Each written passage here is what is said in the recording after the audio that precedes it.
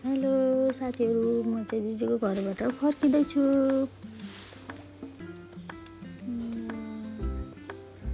दादाहरूलाई by by गरेर नानी फर्किन थालिन्। दिदी र म बसिरहेछौँ। दिदीले भन्छ यो यतैबाट हो बाटो त अर्को बाटो ल्याएछ हामीलाई चाहिँ भन्दै आयौँ, तर हामी पुग्यौँ। फाइनल्ली पुगेको सुहानी फेरि बहिनीसँग आत्तेको रहेछन् अनि जाम जाम जाम हामी घुम्न जाम भन्न लागिहालिन्। बहिनीले नि ऊ दिदीलाई माया गर्दैछन्।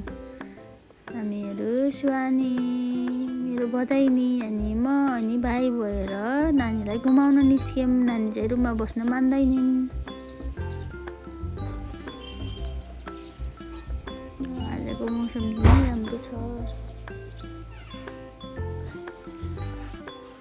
ल भाइले पनि भान्जीलाई बोकेर हिँड्दैछन्।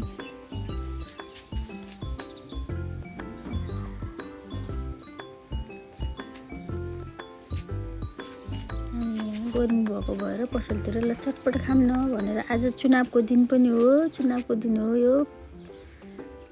र मन्दिर घुम्दै हेर्दै हामीहरू हिँडिरहेछौँ। आज पसलहरू केही पनि खुलेको छैन, सुनसान छ।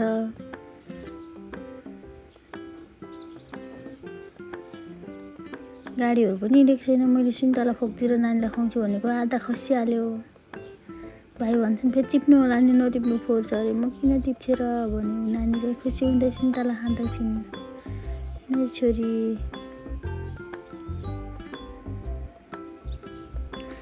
म चाहिँ नानीलाई खुवाउँदैछु सुन्तला।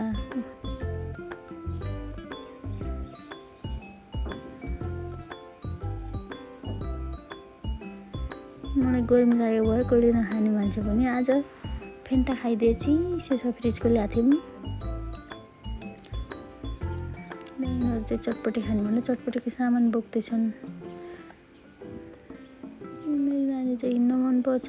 बर्याङमा हिँड्दैछन् मेरो छोरी। फाइनली हामीहरू छिटो छिटो घर जाऊँ भनेर फर्किन थाल्यौँ। नानी चाहिँ घर फर्किनै मानेछन्। भाइ चाहिँ यहाँको दिदीहरूसँग भेटेर भलाकुसारी गर्दैछन्। मेरो छोरीलाई चाहिँ मन्दिरको टिकी लाउनु मनपर्छ। ऊ तिती निधारभरि तिती भन्दै लाइसकिनु, रातै बनाइसक्यो निधारमा।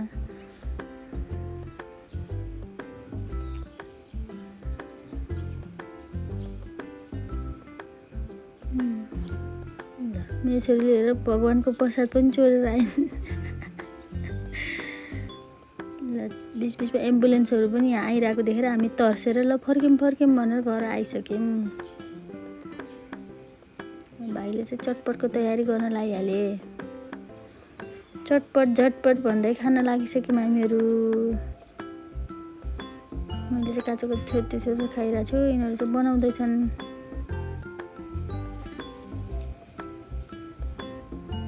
चटपटको रेसिपी त हजुरहरूलाई थाहा होला। घरमा बनाएको चाहिँ राम्रो, बाहिरको चाहिँ हेल्दी हुँदैन। घरमा नि हेल्दी हुँदैन, त्यही पनि बाहिरभन्दा धेरै मसलाहरू यताउता हामी युज गर्दैनौँ। त्यही भएर पनि ठिकै हुन्छ।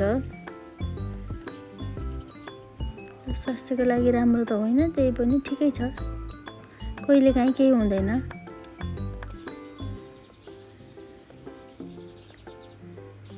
मिठो हुन्छ चटपट भन्दै बनाउँदैछन् यिनीहरू।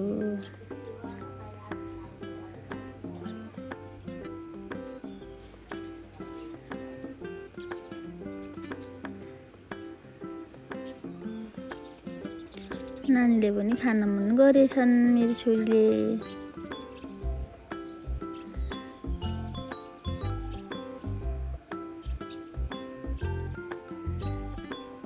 मिठो लाग्यो। म चाहिँ चटपटहरू खाँदैन, त्यही पनि घरमा बनाएको भएर थोरै खाइदिएँ। छोरीले भुजा खान मन लाग्यो रे, भुजा मागिरहेछन् मलाई।